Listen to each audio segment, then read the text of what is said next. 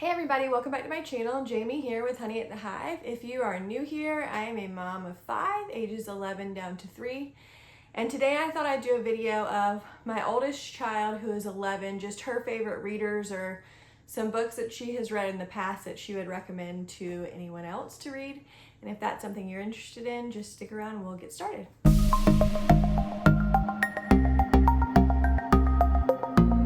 All right, so I don't know if you can see here, but I have quite a few books over here that my oldest has read and ones that she would recommend. If you'll notice, as I go through these, she is not bound by like grade level. She likes books that are intended for younger kids and books that are intended for way older. So she basically reads just anything that comes through the house. I've mentioned in other videos that if I have readers that go along with like a curriculum for the following year, I have to like stick those away so that she does not read them prior to when I want her to read them. And some of these books in here, which I will tell you, she has read multiple times over.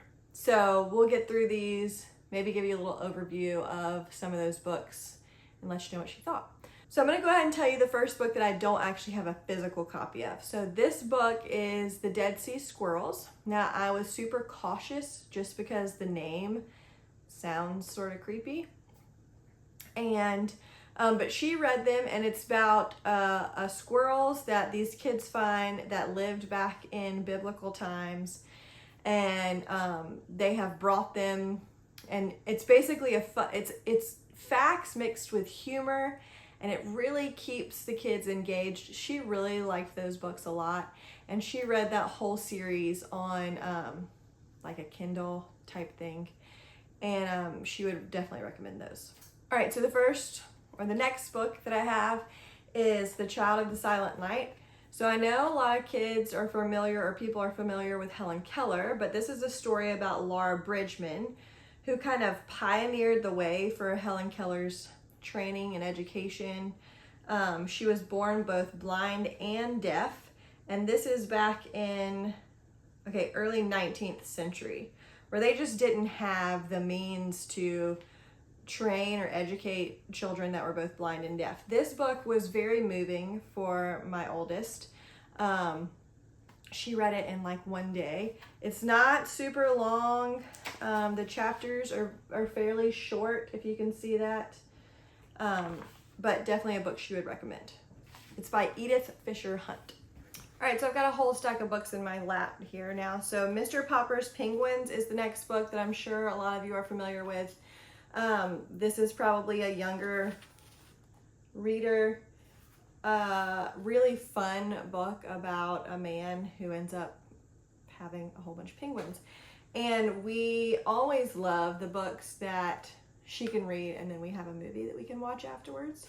So there have been a couple of books that we have done that with, and this is one of them. She liked it. All right, so this next book is a book that she would consider one of her top favorites. So this is a book called Wonder. It's a little bit thicker of a book.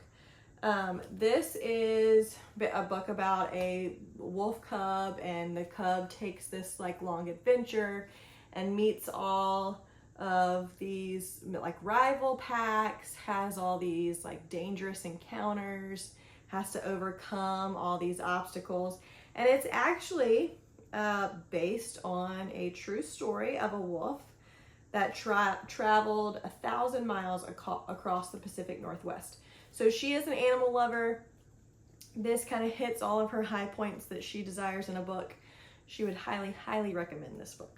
I do have a lot of series here, and I grabbed the full series, well, what we have of the series. Some of these we don't have the whole series of.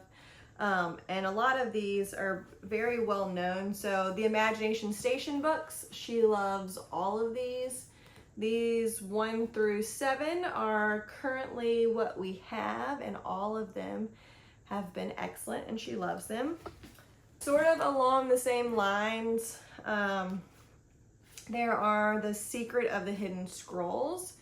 These are also a lot of fun. It says the ages is like 6 to 9, or reading level is grades 1 to 3. So these are much lower reading levels than she is at, but like I said, she does not discriminate about what she reads. She just reads anything that comes in the door. So these are all biblical based books, Christian books, where kids get transported back into exciting moments in Bible history, and you learn a lot about that.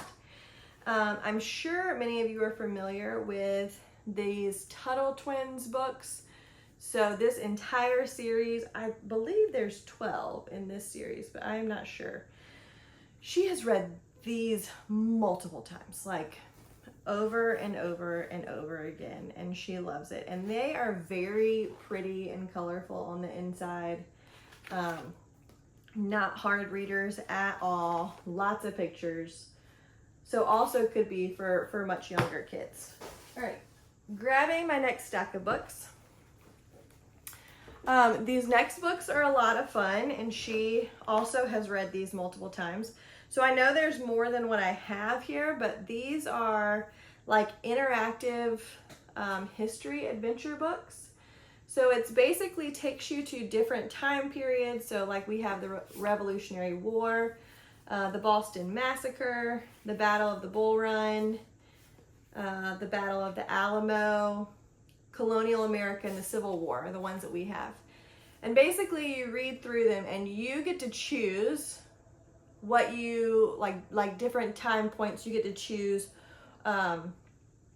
whose team you're going to be on, like whose side you're going to be on. Or it'll give you like a conflict and it wants you to say like, I choose this that happens. And then it directs you to go to a certain page to finish the rest of your story. So there's multiple different story paths. There's multiple different choices, multiple different endings. So like just for this one, there's 3 story paths, 65 choices, 16 endings. And all of them are different on how many that they have. And so she can read these a bunch of times and get almost a different story in the end. I know I have talked a lot about the Christian Heroes Then and Now books. We have quite a few of them, not a full set, but the ones that she has read, she has loved. So these are the few that she has read. She read all these last year. So Gladys Aylward, Hudson Taylor, Diedrich Bonhoeffer, Adoniram Judson, George Mueller, and Corrie ten Boom are the ones that she has read, and these have all impacted her greatly. Now, I will say these are a little bit harder readers, a little bit longer, not harder like above her grade level, but not like some of these younger readers that I've shown you. These do cover some tender topics, and some parts are hard to read.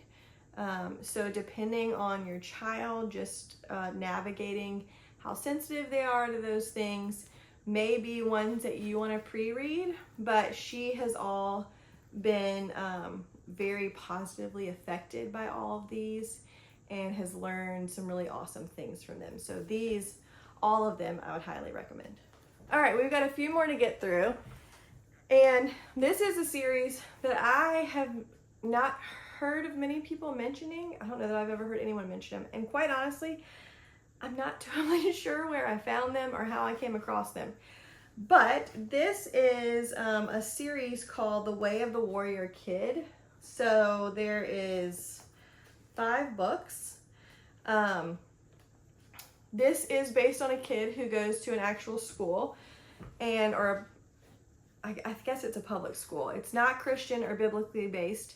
It is written by a former Navy SEAL officer who, so it's about this kid who's in school. He gets bullied a lot by these other kids, and he has an Uncle Jake who comes to visit ever so often, and that Uncle Jake is a Navy SEAL, and he kind of trains him when he comes to visit him to just overcome just hard relationships, hard encounters, trains him physically and mentally, and these are really neat books. So it's kind of strange how the series is laid out. So there's 3 normal books, and these are a little bit longer, 3 normal size books.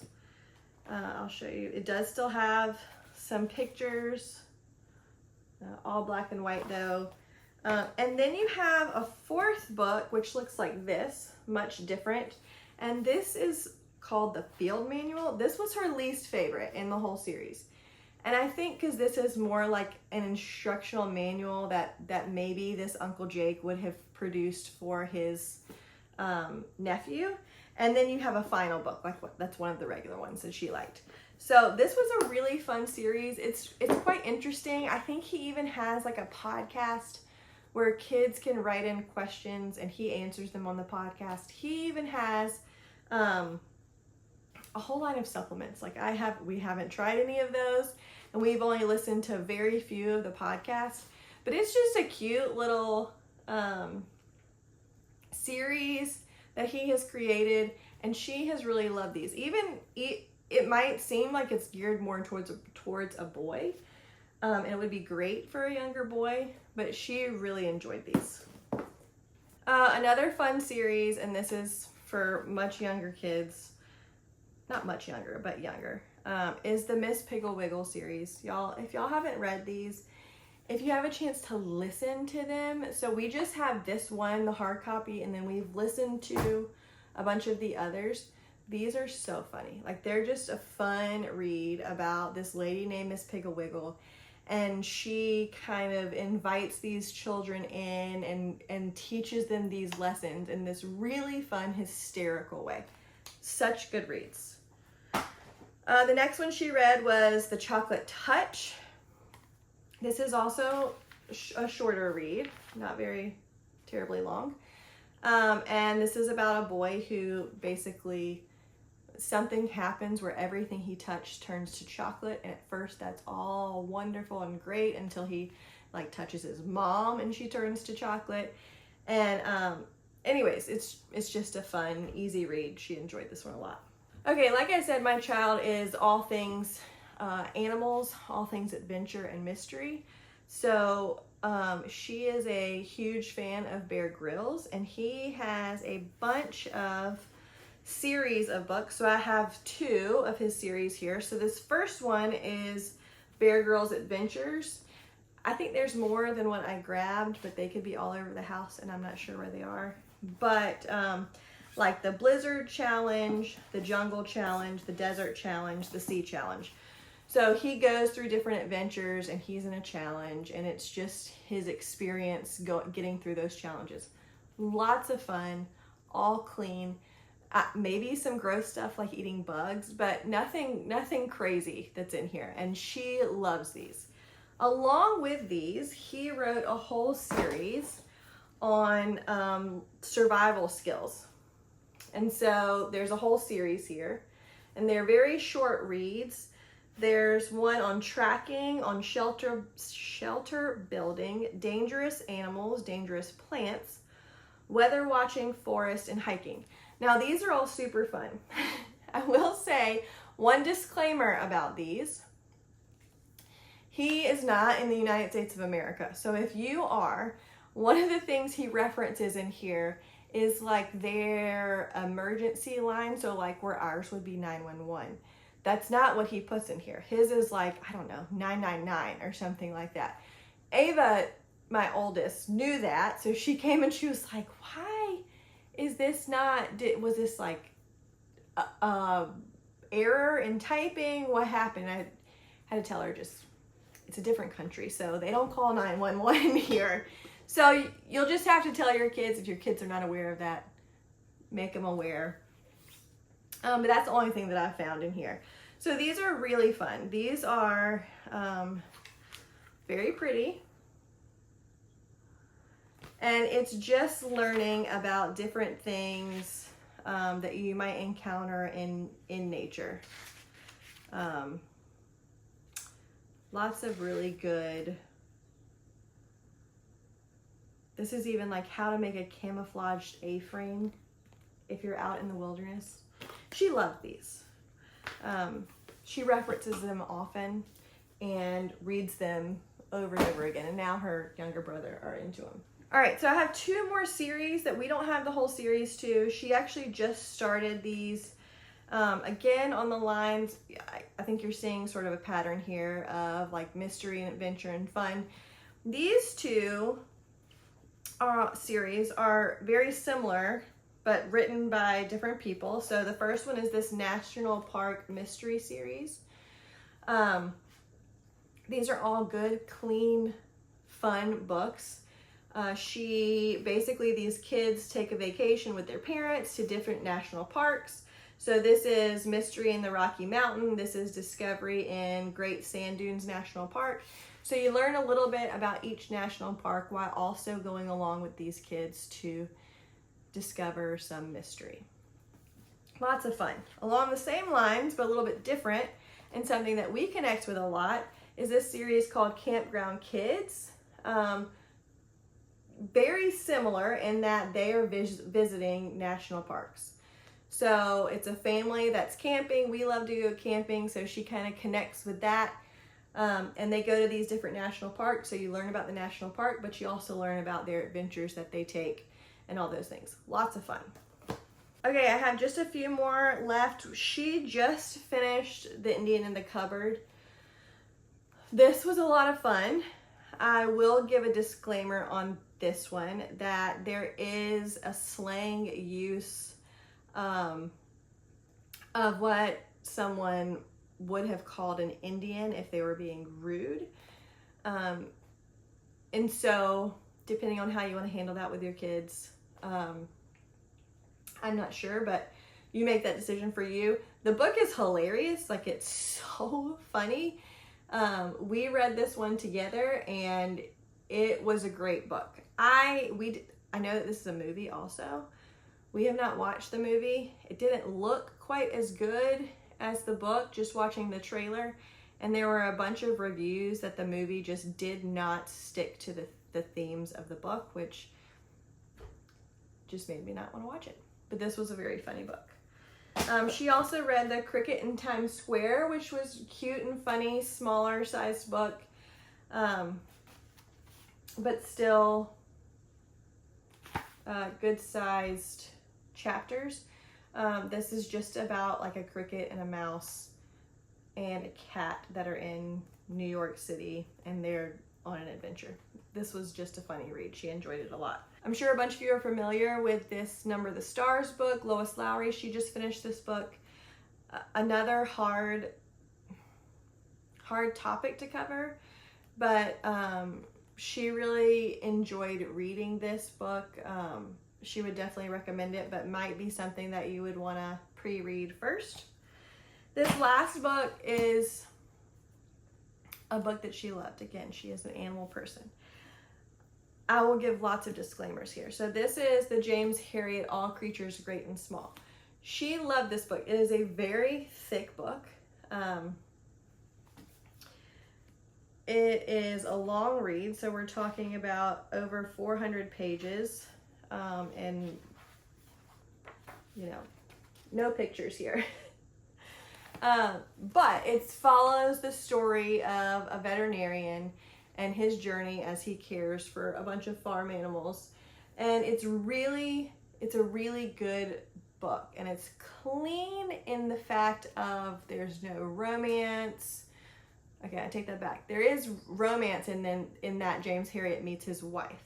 But there's no inappropriate romance in this one. She's only read the first one, and I'm not sure if we will keep going. There is a lot of drinking in this book. All right, so you're talking about like Yorkshire Dales is where they are. Drinking is a big part of the culture here, and there is some or frequent amounts of language. Just because I know my child, she did fine with reading this book. She loved this book. We did go on to watch the first series, the television series. I think it's on PBS of this, and it was a lot of fun to watch. Towards the end of that series, I think it's the first season, there's like a longer kiss than usual between a husband and his wife. So That's the disclaimer out there. But otherwise, I felt like it was a very clean series. Again, depending on how you feel about drinking and things of that nature, proceed as you wish with your own children. But she really enjoyed this. We really enjoyed the first season. We may stop there unless I preview things first. So anyways, that is a lot of books. I hope there's some books in there that maybe you have not heard of before, that you sparked your interest, maybe that you can pick up for your kids to read. If there's any in here that you have read and loved, leave that in the comments. If there's any in here that you are grabbing or you have any more questions about, also leave that in the comments and I'll get back to you as soon as I can. Anyways, I hope you enjoyed this video. If you would give it a thumbs up, that would be super encouraging. If this is content that you're interested in, I hope you would subscribe to our channel, and we hope this channel continues to be a blessing to you and your family. See you next time.